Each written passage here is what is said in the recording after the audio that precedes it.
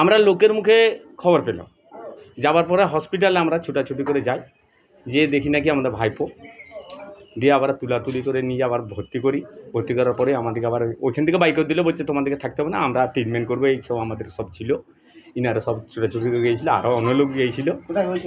ঘটনা হয়েছে ওই নার্সারি স্কুলটা তাললাংরা থেকে পেরিয়ে সিমলা পার্ক রোডে।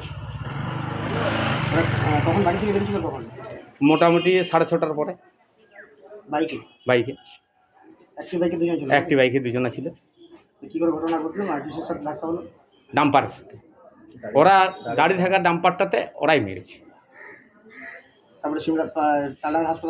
তাললাংরা হসপিটাল নিয়েছিল, হসপিটালে ভর্তি টর্তি করলাম, করার পরে ওরা এফআইআর করলাম আমাদের বাঁকুড়া গেলাম। বাঁকুড়াতে গিয়ে দেখে গেল দুজনই মারা গেছে। একজন রাস্তায় যেতে যেতে মারা গেছে, একজন বাঁকুড়ায় ট্রিটমেন্ট হতে হতে মারা গেছে। ঘটনাটা ঘটেছিল বলতে আমার তাললাংরা এলাকার দোকান আছে আর কি। তো শুনি যে আমাদের গ্রামের ছেলে আর কি। তো স্পটে যে দেখি যে না আমাদের গ্রামে না, আমাদের পার্শ্ববর্তী গ্রামে তিলাঘাগড়ি। আমার গ্রামের বাড়ি হচ্ছে মুলিডাঙ্গা।